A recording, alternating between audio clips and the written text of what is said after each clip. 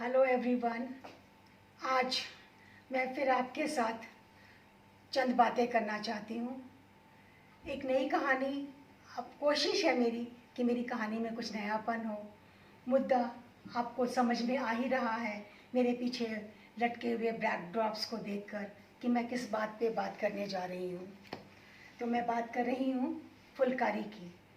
फुलकारी यानी फूलों से की गई कशीदाकारी या फूलों की कशीदाकारी फुलकारी।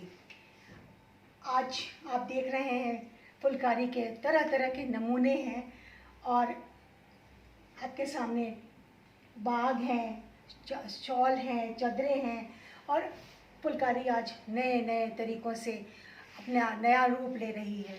बेस बदल रहे हैं, शिफॉन, चिनॉन, क्रेप, सिल्क, मलमल और उसके ऊपर तरह तरह के डिज़ाइन भी बदलते जा रहे हैं। मैं जिस फुलकारी की बात कर रही हूँ उसके जन्म के साथ उसकी जन्म कहाँ से हुआ और क्या उसका पहला स्वरूप था। तो मैं आपसे ये कहना चाहूँगी कि फुलकारी सेंट्रल एशिया के जाट भारत में लेकर आए और वारिस शाह, हीर रांझा के समय में इसकी चर्चा होती है। वो उस समय की औरतें बुना करती थी।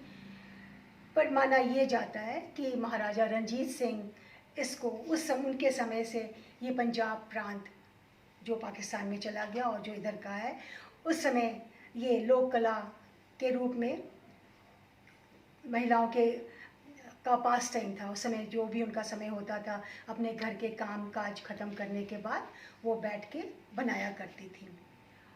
और आज कपड़ा मिलों से बनकर आ रहा है।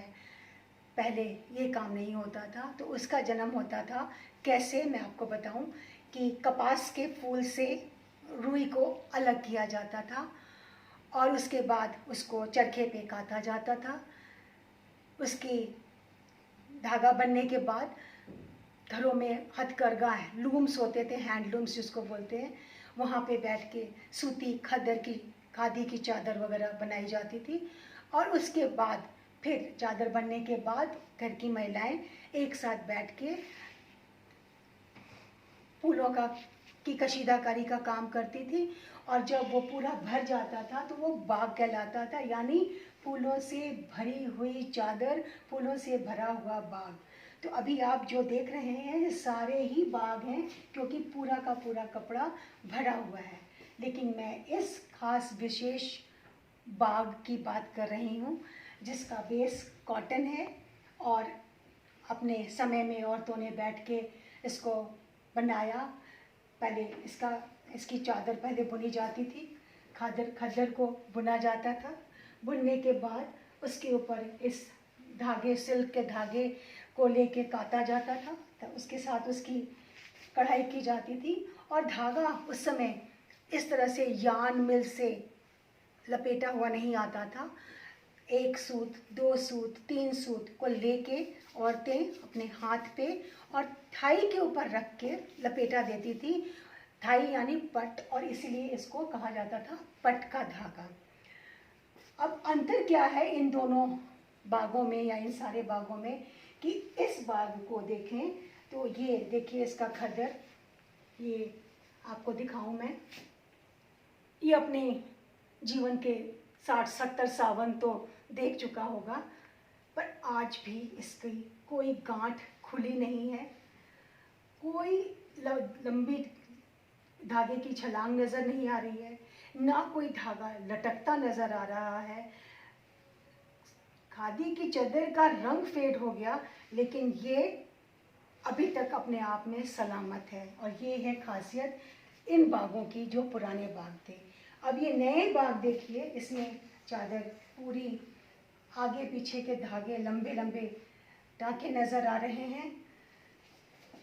अभी मैं दिखा दूँ, ये इसमें देखिए, इसमें भी लंबे लंबे टाँके नज़र आ रहे हैं। तो ये जब कहीं भी कोई नुकीली चीज़ लगती है तो उसके साथ ये लग के टूट जाते हैं, धागे लटकने लग जाते हैं। तो इनकी लाइफ कितनी है ये पता नहीं, परंतु ये थे बाग और इन बागों की खूबसूरती और ये थे परंपराएं हमारी लोक कलाएं जो आज भी उतनी ही रंगीन है। कई लोक कलाएं कालांतर में ख़त्म हो गई, परंतु ये फुलकारी ख़त्म होगी ऐसा सोच भी नहीं सकते। इसके रंग बिरंगे फूल, इसके रंग बिरंगे जो नमूने हमारे सामने आ रहे हैं, रंग बिरंगी चीज़ें बन रही हैं। आपने देखा हैंड फैन है, पंखी पे है, सलवार कमीज पोंचों पे है, जुतियों पे है, तरह तरह की के बेसिस पर तरह तरह की चीज़ें बन रही हैं।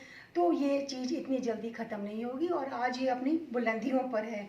क्यों? क्योंकि NRIs भी इसको बहुत शौक़ से इस्तेमाल कर रहे हैं। तो मैं ये जब इसकी बात करती हूँ, चरखा कातना, पिरोना, इन सब चीज़ों की बात करते हुए बस कुछ ऐसा याद आता है कि बड़े से घर में औरतें बैठी, कोई चरखा काट रही है, कोई धागा बट रही है, कोई कढ़ाई कर रही है। और ये बता दूं कि जो बाग होते थे ये 2 साल, 3 साल, 4 साल में ख़त्म होते थे। इतनी जल्दी ये काम ख़त्म होता नहीं था।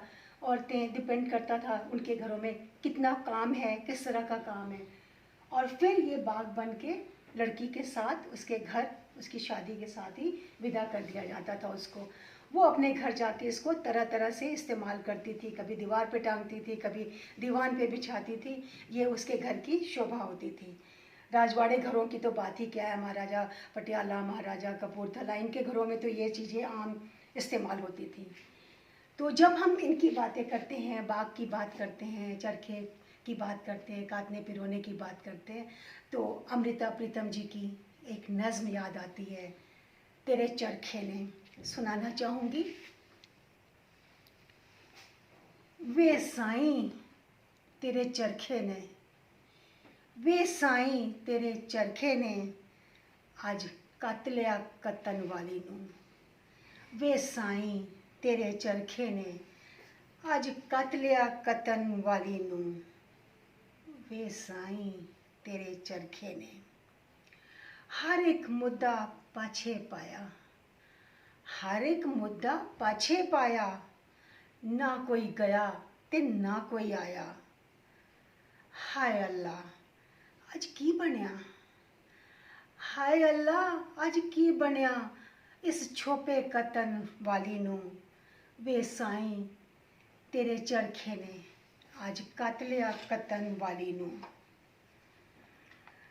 ताक किसे ना खोले पीड़े, ताक किसे ना खोले पीड़े, निश्चल पे रंगले पीड़े। ताक किसे ना खोले पीड़े, निश्चल पे रंगले पीड़े। वेख हटेरन बावरा होया, वेख हटेरन बावरा होया, लभदा तण वाली नूं।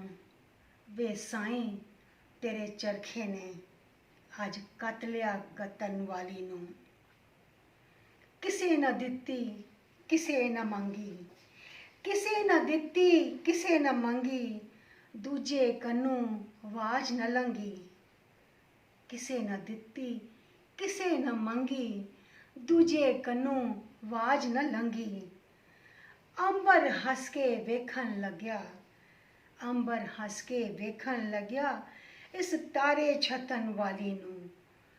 अंबर हस के वेखन लग्या, इस तारे छतन वाली नूं। वे साईं तेरे चरखे ने, आज कत लिया कतन वाली नूं।